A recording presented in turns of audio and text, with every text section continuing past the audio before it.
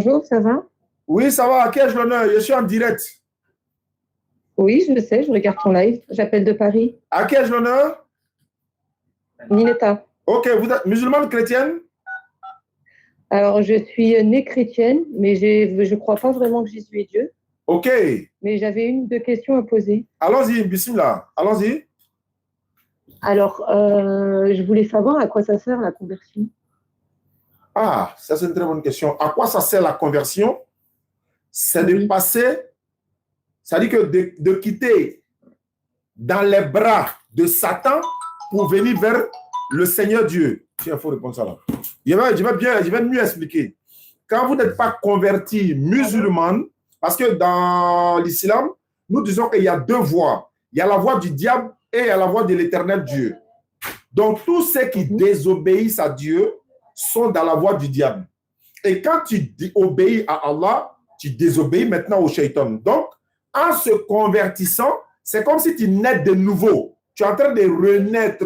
Tu es en train d'abandonner tout ce qui est passé. Tu es en train de te repentir. Tu es en train de te reconvertir encore pour devenir une musulmane en attestant la foi, en reconnaissant dans son cœur, attestant de sa bouche que je reconnais à partir de cet instant-là que je m'étais égaré. À partir de cet instant-là que je me suis trompé. Tu dois le dire pour reconnaître cela. Tu dois dire La ilaha illallah Muhammadur Rasulullah. Il n'y a point de divinité qui mérite d'être adorée, sauf Allah. Muhammad est le messager d'Allah. Tu attestes la foi et tu es pardonné de tous tes péchés passés, comme Allah le dit dans le Coran. Ceux qui se repentent, ils viennent sincèrement vers Allah. Allah les pardonne les péchés passés et il convertit leurs mauvaises actions en bonnes actions, sans pour autant que tu crois à la mort de qui que ce soit ou encore donner ta vie pour qui que ce soit.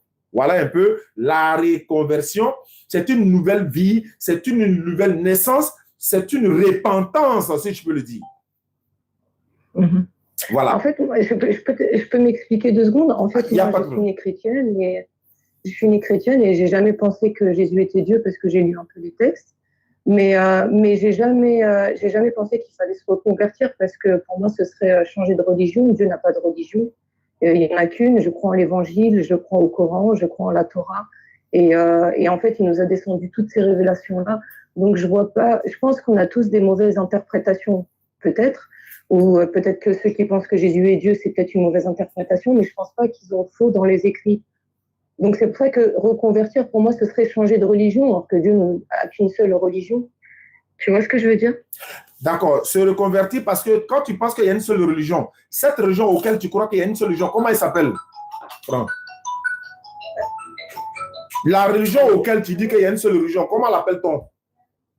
Elle n'a pas de nom. Dieu, il n'a pas de religion en soi. Il nous a donné des écritures, il ne nous a pas donné de religion. Il a donné une religion. Il faut dire, je ne sais pas. Il a donné une religion. C'est dans le Coran, Surat 3, verset 19. Allah dit ceci.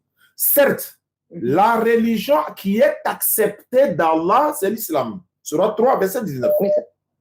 Mais ça veut dire quoi l'islam? L'islam, il existait avant l'islam, si tu me parles comme ça. Non, l'islam veut dire la soumission à la volonté d'Allah. Abraham n'était pas chrétien. Les gens avant le Coran étaient soumis aussi. Non, ils étaient soumis à qui? À Dieu. Le Dieu auquel ils étaient, le Dieu auquel ils étaient soumis, est-ce que c'est Allah? Bien sûr, c'est le même, il n'y en a qu'un. D'accord. S'ils étaient soumis à Allah, est-ce que toi, tu es soumis à Allah? J'espère en tout cas. Non, pas que tu espères, c'est oui ou non. Tu ne peux pas espérer être soumis à Allah. Soit tu es soumise, soit tu n'es pas soumise. Si tu es soumis, Abraham, par exemple, Abraham était musulman. Il était soumis à Allah. Moïse était musulman. Abraham, Jacob, Jean-Baptiste, tous les prophètes étaient musulmans. Mais à leur époque, le Coran avant Mohamed, l'islam existait si Jésus et Abraham étaient musulmans. Et Jésus et Abraham, ils étaient tous musulmans. Mais est-ce qu'il y a... Parce qu'il y avait... Il me semble même que dans la Torah, il y a la notion de l'islam, mais avec un autre mot. Je veux dire, toi tu es soumis, est-ce que tu es soumis comme Jésus était soumis à Allah? C'est non. Sinon, tu n'aurais pas été fait appeler chrétienne. Parce que le christianisme, c'est une religion... Le christianisme est une religion qui ne vient pas de Dieu, qui ne vient pas d'Allah. Tu le sais très bien. Selon la Bible, le christianisme... Oui, mais de base musulman, ça veut dire soumis à Dieu. Ce n'est pas le nom d'une communauté, c'est un mot. Je parle du christianisme, ma soeur, tu es chrétienne. Est-ce que le christianisme vient de Dieu?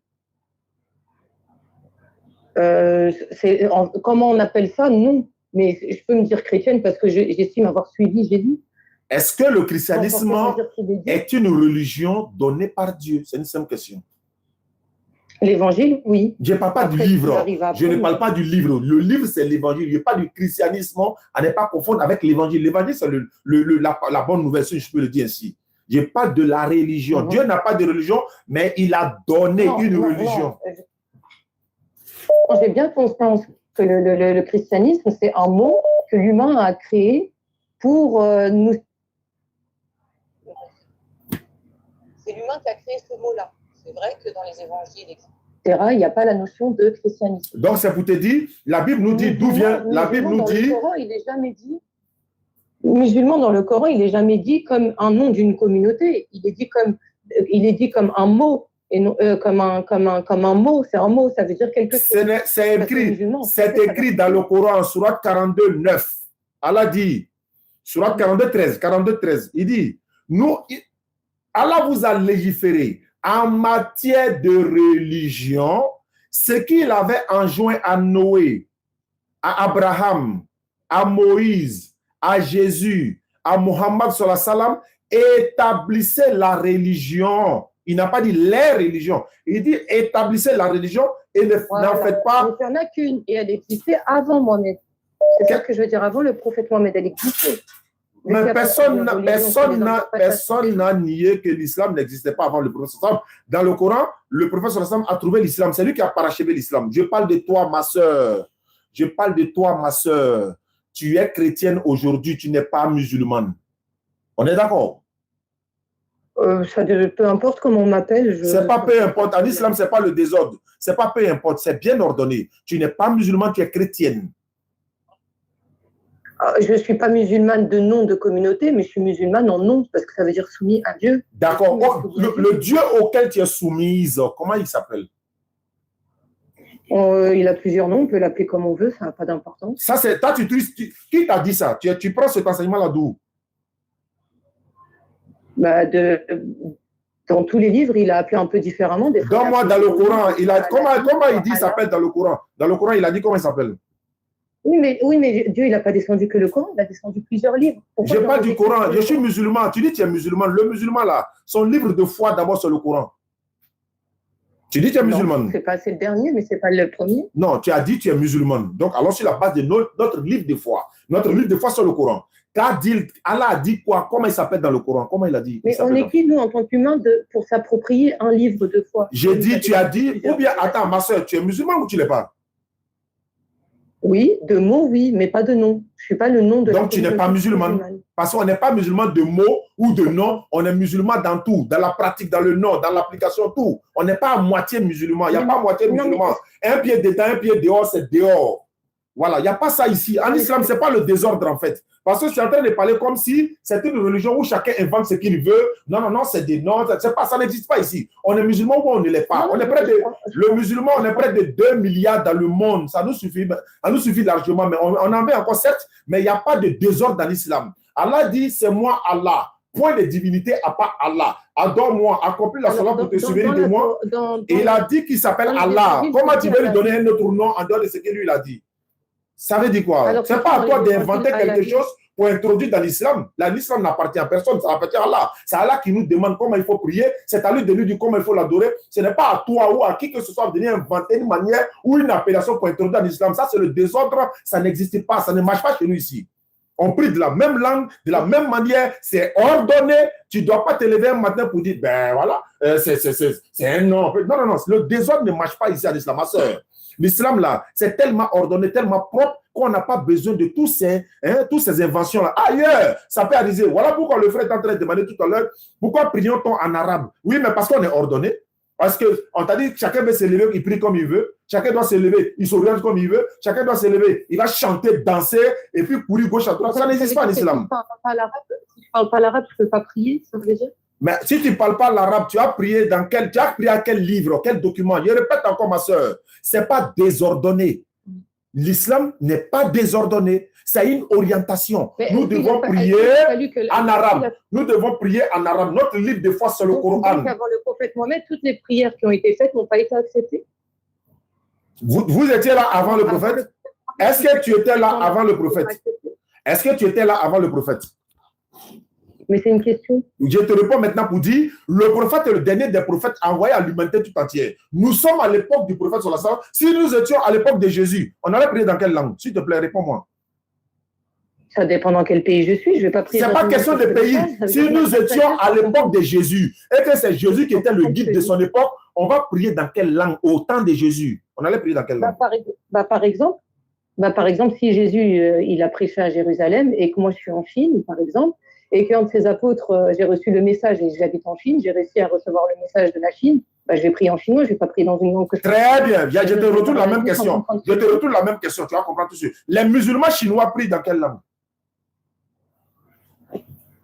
Ils prient en arabe parce que c'est Pourquoi prier en arabe? Ils sont chinois. Pourquoi prier en arabe? Pourquoi ils sont chinois? C'est parce qu'on leur a dit qu'il faut prier qu'en arabe, mais le Coran... Qui leur a dit cela? Qui leur a dit cela? Tu n'as pas dit qu'à l'époque de Jésus, si ça te trouvait en Chine, tu allais prier en chinois. Mais en même temps, je te prends un mot. Les Chinois musulmans qui sont en Chine, là, ils prient dans quelle langue? En arabe. Pourquoi ils ne prient pas en chinois? Si toi, comme toi, tu es là, pourquoi tu ne pries pas en chinois pendant que tu es en Chine? Pourquoi tu ne pries pas en chinois? Parce que c'est ce que je te dis, c'est que les gens leur ont appris, comme toi, par exemple, on leur dit qu'on a le droit de prier qu'en arabe. Mais si on a le droit de prier en arabe, si on a le droit de prier, voilà, si on a le droit de prier en arabe, et que toi tu veux rentrer dans cette religion, tu te soumets à ce que la religion dit, ou bien tu inventes quelque chose pour envoyer chez nous. Tu es en France, non? Attends, je vais te poser une question. Attends, tu es en France, non? Pourquoi tu obéis aux prescriptions de la France, aux lois de la France? Pourquoi? Mais j'obéis aux lois de Dieu, mais où Dieu nous dit... Non. J'ai dit, je prends la France. Tu es en France, pourquoi tu respectes les lois de la France? Pourquoi? Pour me tenir correct. Si moi, Ivoirien, je vais en France, suis-je obligé de respecter les lois françaises? Oui. Alhamdulillah, c'est la même chose comme l'islam. Si tu rentres dans l'islam, tu es obligé de respecter les prescriptions de l'islam. Tes points bas, tu as tout compris. Mais l'islam, ce n'est pas des pays. Voilà, c'est pas un pays, mais c'est la même chose. Donc, tu respectes la loi des hommes et puis tu veux désobéir à la loi de Dieu. Comme ça, c'est comme c'est religion, on peut faire ce qu'on veut. Ma soeur, l'islam, là, c'est pas obligatoire. Si tu peux pas, tu laisses tomber, c'est pas obligatoire. Pour devenir musulmane, tu dois respecter les prescriptions de l'islam comme tu respectes les prescriptions de la France. Moi, je suis allé en France, j'ai respecté les lois de la France. Mais alors que je ne suis pas français, mais toi, tu es en France, tu respectes les lois de la France. Si tu viens en Côte d'Ivoire, tu vas faire quoi? Tu ne vas pas désobéir aux lois de la Côte d'Ivoire, tu vas respecter les lois de la Côte d'Ivoire. C'est la même chose. J'aimerais une réponse. Si tu rentres dans le christianisme... J'aimerais une réponse. Quelle est la réponse? Quelle est la question? Ou dans le Coran, il y a marqué qu'on doit prier en arabe. Si je dois respecter cette loi, ou dans le Coran, il y a marqué qu'on doit prier en arabe. Si je te montre la sourate, tu vas te convertir à l'islam? Il m'en faudra plus, mais vas-y, j'attends. Non, il faut répondre d'abord, parce que je n'ai pas gaspillé mon énergie en train de parler à quelqu'un qui a une idée arrêtée. Si je te montre dans le Coran, es-tu prêt à te convertir à l'islam? On en dirait tout. Non, oui, je sais, il m'en faudra plus, mais je veux bien t'écouter. Il t'en faudra plus, c'est-à-dire, il te faut quoi? Il te faut quoi pour prier? Voilà, je vais couper court, parce que moi, ça, voilà. Qu'est-ce qui t'empêche à devenir musulmane, ma soeur? Je m'estime déjà musulmane, je n'ai pas besoin de conversion. C'est ça que je voulais parler avec toi et discuter avec toi. Ah, tu t'estimes déjà musulmane, tu n'as pas besoin de conversion. Je m'estime musulmane parce que musulman, j'ai regardé un petit peu, je ne vais pas dire étudier, ce serait un grand mot, mais je lis, en tout cas, je lis. Et je trouve que les livres se ressemblent tous. J'estime que Dieu nous a révélé au fur et à mesure des années plusieurs révélations et que ça ne veut pas dire qu'on doit se convertir, changer de religion, etc. Je pense que c'est des problèmes d'interprétation. Que les gens comprennent mal par rapport aux communautés, par rapport à l'époque, etc., etc. Ça, c'est selon toi. Je prends le Coran. Ça, c'est selon toi ou bien selon qui? Oui. Non, c'est selon moi. Très bien. L'islam n'est pas selon toi. L'islam est selon ce qu'Allah dit. C'est ce que j'essaie de te comprendre. Voilà. Moi, quand je devais partir en France, ils m'ont imposé beaucoup de documents. J'étais obligé de remplir tous ces critères-là. Pourquoi je l'ai fait? Est-ce que j'étais obligé de le faire? Non, c'est parce que tu aimes bien faire ça. Non. Est-ce que quand la France m'a demandé d'avoir obligatoirement un visa, c'était obligé? Ah, ok. Est-ce que j'étais obligé? Ah, ben non. Ah, il n'était pas obligé d'avoir le visa, mais je pouvais quand même partir. Ah, ok, pour venir en France, tu étais obligé d'avoir le visa. Mais, pourtant, selon moi, je ne suis pas obligé parce que c'est la France qui nous a colonisés. Selon moi, je ne suis pas obligé puisque c'est la France qui nous a colonisés. Maintenant, pourquoi toi tu dis selon toi, en islam, on n'est pas obligé de se convertir pour être musulman? Pourquoi selon toi? Moi aussi, selon moi, on n'a pas besoin de visa pour aller en France parce que c'est la France qui nous a colonisés. Parce que j'ai trouvé ça nulle part. J'ai trouvé nulle part qu'il faut se reconvertir, changer de religion, comme si Dieu était plusieurs, comme si plusieurs religions existaient. Très bien. C'est ça que je peux expliquer. Maintenant, Moi, je trouve qu'on ne devrait pas se diviser, mais plutôt se rassembler et essayer de... Je pense que si on prêchait aux chrétiens, par exemple, que si on prêchait aux chrétiens qu'en fait, le Coran est juste la suite et que leur livre n'est pas faux, mais il y a peut-être de mauvaises interprétations, je pense qu'on aurait ramené plus de rassemblement que de division. Ma soeur, il y a 246 personnes qui se sont converties en islam dans le mois de Ramadan. Avec la DDR. 246 personnes. Et même tout à l'heure, je viens de faire une conversion tout à l'heure. Donc, c'est une manière de dire, ceux-là, ils ont compris, ils ont accepté. Quand toi, tu ne veux pas là, ma soeur, il ne faut pas donner l'impression comme si on t'oblige. Je veux répéter. Non, jamais de la vie. Voilà, nulle contrainte en religion. Tu veux rentrer dans une... par exemple, tu veux rentrer dans une entreprise. Le responsable te dit, il m'a été ordonné, voici les consignes de la direction. Et toi, tu dis non, selon toi, ça ne doit pas se faire. Le directeur dit, c'est comme ça chez nous ici. Tu dis non, selon toi, ça ne doit pas se faire. On te dit, mais va voir ailleurs. Là-bas, là, tout est autorisé. Va voir ailleurs. Là-bas, là, tout est autorisé là-bas. Tu peux danser, tu peux chanter, tu peux faire tout ce que tu veux. Tu peux même aller aux toilettes sans te nettoyer et puis aller faire ce que tu veux. Il y a un qui m'a appelé ce soir. Lui, il adore cadavre. Il dit, ça s'appelle Ouedraogo en quoi là? Il adore cadavre. Lui, il adore cadavre. Mais ça, c'est son choix. Donc, si pour nous, ne t'arrange pas, Salam Fatia, tu vas voir ailleurs, ma soeur. Mais chez nous, comme ce n'est pas désordonné, l'ordre qui est établi chez nous, c'est pas... Regardez le paradoxe. Elle est en France. On lui dit, par exemple, pour venir déposer les enfants à l'école, tu ne rentres pas, elle le voile à l'école pour aller déposer les enfants. Elle respecte ça. On lui dit, par exemple, on ne doit pas porter le voile intégral dans tel lieu public. Elle est d'accord avec ça. Mais en islam, on lui dit pour devenir musulman, c'est ça. Elle dit non, selon elle, ce n'est pas autorisé. Vous voyez le paradoxe? C'est-à-dire, elle donne l'impression comme si elle donne son avis dans l'islam. C'est elle qui doit décider comment l'islam doit fonctionner. C'est elle qui doit dire comment ça, selon sa compréhension. C'est une manière de dire, par exemple, en islam, on peut se lever un matin pour dire, bon, un homme peut marier un homme, une femme peut marier un homme selon notre conception. Voilà, donc ça marche. Ce n'est pas le désordre. C'est une religion ordonnée. Le désordre n'a pas sa place ici. Celui qui ne veut pas se respecter. Mais pourquoi tu trouves que je suis dans le désordre? Non, je n'ai pas dit que tu es... Non, il y a quelque chose. Je n'ai pas dit que... Ma soeur, je ne dis pas que tu es dans le désordre. J'ai dit, ceux qui ne veulent pas se soumettre aux ordres de l'islam veulent amener le désordre dans l'islam dans le sens où... Dans le sens où, quand tu dis selon toi, même quand tu vas à l'école, quand toi tu partais à l'école, ce n'était pas selon toi. Même dans ta propre maison, là, les enfants ne font pas selon eux. Est-ce que tes enfants font selon eux? Ça doit être selon qui, du coup? Ça doit être selon qui, du coup? Mais puisque la religion, là, ce n'est pas pour nous. C'est une entité qui nous a donné cette religion qui s'appelle Allah. Allah dit, vous devez prier comme ça. Toi, tu dis non, on doit faire comme ça.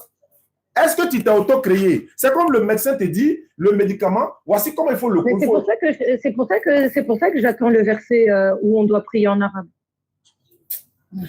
En fait, tu sais pourquoi je suis en train de dire ça? Parce qu'à ce moment-là, je suis d'accord. Si Dieu il dit prier en arabe et que je te dis Dieu il n'a jamais dit ça, c'est qu'il y a un problème. Mais moi, j'ai lu, je n'ai pas trouvé ça. En fait, je suis là. Je suis bon. D'accord, je vais te poser des questions. Le Coran a été révélé dans quelle langue? En arabe. Hein? En arabe. Si on doit lire le Coran, on lit dans quelle langue?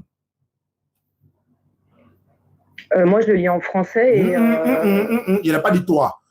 Elle a été révélée en arabe. Donc, on doit le lire. On lit dans quelle langue?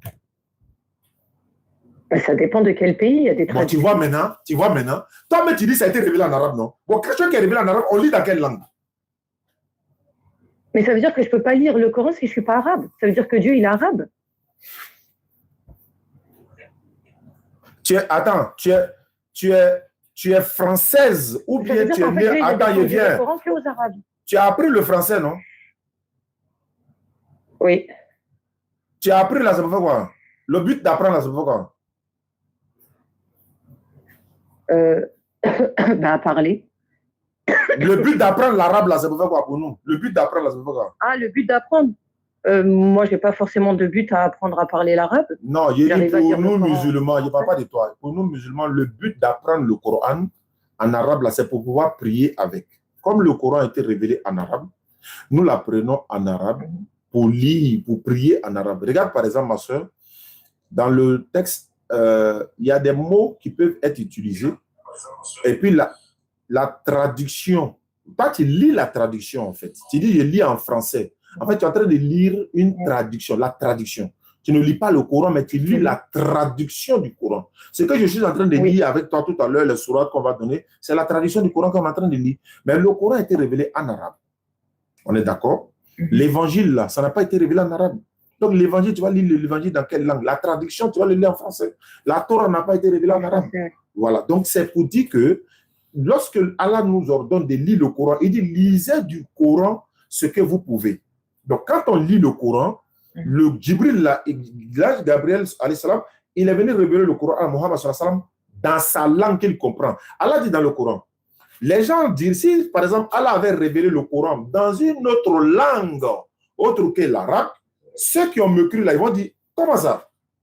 Un prophète arabe et puis un Coran non arabe. Et ça correspond. C'est-à-dire le Coran n'est pas arabe et puis c'est révélé sur un prophète arabe. C'est ce que les gens allaient dire. Voilà pourquoi le prophète, il est arabe, Allah lui révèle le Coran en arabe. Comment comprendre que toi, on te révèle un livre en chinois alors que tu es française? L'objectif, c'est quoi? Comment tu transmets? Oh, le but bien sûr, le prophète, il est arabe, mais nous, aujourd'hui, on n'est pas tous arabes. Donc ma soeur, ceux qui parlent... On ne peut plus prier, du coup, on ne peut plus communiquer avec Dieu, parce qu'on n'est pas arabe. On apprend. Hein? On apprend. C'est pourquoi? Mais ça veut dire que même le Coran nous dit de se conformer à la Torah et à l'évangile. Si je ne suis pas hébreu et si je ne parle pas le grec, je peux ni arabe, si je parle que le Coran, je me conforme à aucun livre. Il ne faut pas paraphraser quelque chose, le Coran de se conformer à l'évangile et à la Torah, mais c'est par rapport à quoi le Coran a été dit ça. Parce que s'ils veulent appliquer la loi, Allah les demande de se conformer à l'évangile et à la Torah. Mais le même Coran dit, Allah dit dans le Coran, quand le Coran vient, l'évangile et la Torah là, le Coran vient pour paraphraser et pour paracher, comment on fait ça? Pour prendre le dessus quoi. Quand le Coran vient, le prévaloir, c'est le mot que je cherchais, pour prévaloir sur lui. Le Coran vient pour prévaloir sur l'évangile et la Torah. Donc, quand le Coran vient là, la Torah c'était, l'évangile c'était, le psaume c'était. Le Coran, il est destiné à l'humanité tout entière. Bah alors, pourquoi Dieu, dans le Coran, il nous dit de nous conformer à l'évangile, à la Torah et ce qui a été descendu de votre Seigneur? Mais il parle de qui? Est-ce qu'il parle de toi? Est-ce que tu as regardé le contexte dans lequel on parlait? Est-ce que tu sais de qui on parlait? Bah, il lui dit de dire. Maintenant, il lui dit de dire, non? Ok, mais il dit de dire à qui? Est-ce que c'est à toi? Le Coran, c'est le passé, le présent. Dans tous les cas, est-ce qu'il est pour l'humanité, pour tous les temps? Qu'est-ce qui est pour l'humanité? Doucement. Qu'est-ce qui est pour l'humanité? C'est toi, tu as dit, le Coran, il est pour l'humanité. Bien sûr. Le Coran qui est pour l'humanité, il nous dit de nous conformer à la Torah et à l'évangile. Il vous dit à vous qui? Vous qui? Bah, l'humanité. Jamais. Ma soeur, il ne faut pas faire ça. Hein? Ça, c'est dangereux ce que tu fais. Le Coran est contextualisé. Chaque passage a un contexte. Il s'adresse à qui? Même quand les Juifs sont venus voir le prophète sallallahu alayhi wa sallam, et puis on devait appliquer la charia, il y a des gens qui ont caché une partie de la loi de la lapidation dans le Coran et dans la Torah. Mais le prophète a dit, mais lisez, il dit, apportez la Torah et puis lisez. Il m'a dit, si vous contestez ce que moi j'ai dit, là, mais apportez la Torah, lisez. Donc, si vous croyez, comme Jésus l'a dit, si vous croyez à Moïse, vous devez aussi croire à moi. Alors, Jésus a dit quoi dans la Bible? Il n'est pas venu abolir la loi, mais il est venu les accomplir. N'est-ce pas? Donc, quand le prophète vient avec le Coran, la Torah est venu confirmer ce qu'il y avait avant. Chaque messager est venu confirmer ce qu'il y avait avant lui. Maintenant, après le prophète, quand le prophète est venu avec le Coran sur la salam, qui est venu après lui encore? Il est le dernier des prophètes envoyé à l'humanité tout entière, ma soeur. Le prophète salam, il est le dernier des prophètes. Il dit, si un juif ou un chrétien entend parler de moi, et puis il ne croit pas en moi, il meurt dans cette mécréance-là, il ira tout droit en enfer. Donc, à l'heure où vous êtes là, si vous dites que vous êtes musulman, alors que vous ne croyez pas au prophète, vous ne suivez pas ce qu'il a dit, vous ne pratiquez pas l'islam, si vous mourrez dans ça, vous irez tout droit en enfer, sans embouteillage même. Oui, mais c'est pareil, le Coran te dit de croire en ses messagers, en ses livres au pluriel. En ses livres, quel livre? Ah, doucement, quel livre? La Bible? La Torah et l'Évangile, ça vient de Dieu. Est-ce que c'est la Bible? Non, j'ai dit l'Évangile et la Torah. Non, tu dis l'Évangile, mais est-ce que ce que vous avez aujourd'hui là, c'est l'Évangile que vous avez? Bah oui, moi j'ai l'Évangile. Tu n'as pas l'Évangile, tu as les évangiles. Oui. Ah. C'est l'Évangile. Non. Tu n'as pas l'Évangile, tu as les évangiles. Selon Matthieu, selon Marc, selon Luc, selon Jean. Le Coran, tu n'as pas l'Évangile, tu as les évangiles. Est-ce que tu as l'Évangile de Jésus? C'est quoi l'Évangile que Est-ce que tu as l'Évangile de Jésus? Moi, j'estime que c'est lui, j'y crois, c'est une question de foi. Mais du coup, j'aimerais savoir, le Coran, quand il parle d'évangile... Est-ce que tu as l'Évangile de Jésus? Oui. Elle se trouve où? Dans les évangiles de Jésus-Christ, selon Marc, Luc, Jean et Matthieu. Est-ce que Jésus a son évangile dans la Bible? C'est l'évangile de Jésus-Christ. Selon Jean, Marc, Luc. Ce n'est pas comme ça. Je ne sais pas ce qui est écrit. Ça, c'est ton interprétation. Voilà pourquoi il dit tu fais des choses selon toi. Ce n'est pas selon toi. Il est écrit ceci. Explique-moi alors. Voilà, je t'explique maintenant. Il a dit l'évangile selon Matthieu, selon Marc, selon Luc, selon Jean. Il n'y a pas selon Jésus. Oh, tu as triché. Tu es une femme, il ne faut pas faire ça. Une femme ne ment pas, une femme ne triche pas. Tu as dit l'évangile de Jésus selon Matthieu, non. Il a dit l'évangile, vous avez dit bonne nouvelle. Hein? L'évangile, ça signifie la bonne nouvelle. Et la bonne nouvelle de Jésus, Jésus a dit, il faut aussi que j'annonce aux autres villes la bonne nouvelle du royaume de Dieu, car c'est pour cela que j'ai été envoyé. Ce qui sort de la bouche de Jésus, que Dieu lui a dit de dire, c'est ça qu'on appelle l'évangile, c'est la bonne nouvelle. Ça, c'est 1, 2. Mais quand tu entends l'évangile selon Matthieu, il y a une explication. Ça veut dire, s'il y a des problèmes, s'il y a des ambiguïtés, s'il y a des contradictions, c'est selon Matthieu. C'est pas moi. C'est selon Matthieu. C'est pourquoi on dit selon Matthieu. L'évangile selon Marc. C'est selon Marc. C'est qui l'a écrit? Il n'y a pas compris. Le Coran, c'est qui l'a écrit? J'ai pas compris. C'est qui a écrit le Coran? Le Coran, à la base. Qui l'a écrit? J'arrive maintenant. Le Coran, à la base, n'a pas été écrit. Le Coran est une révélation, mais la Bible est une inspiration des hommes. C'est 40 auteurs qui ont la Bible. Mais le Coran a été révélé par Allah. Allah révèle, Allah, Jibril. L'évangile, elle a été donné à Jésus et c'est les 4 apôtres qui l'ont écrit. Je réponds pour le Coran ou bien on laisse ça? Il a reçu la révélation du Coran et c'est les autres qui l'ont écrit aussi. C'est pas Mohamed qui l'a écrit. Quelle est ta question? De quoi parle le Coran quand il parle de l'évangile? Tu dis le Coran qu'il a écrit. On n'a pas fini de répondre. Pâques, elle est partie là-bas encore. On n'a pas fini de répondre. Pâques, elle s'en va là-bas encore. On n'a pas fini de répondre. Tac, elle s'en va là-bas. Bon, toi, tu es quelqu'un, je ne sais pas si tu cherches la vérité, mais bon, je pense que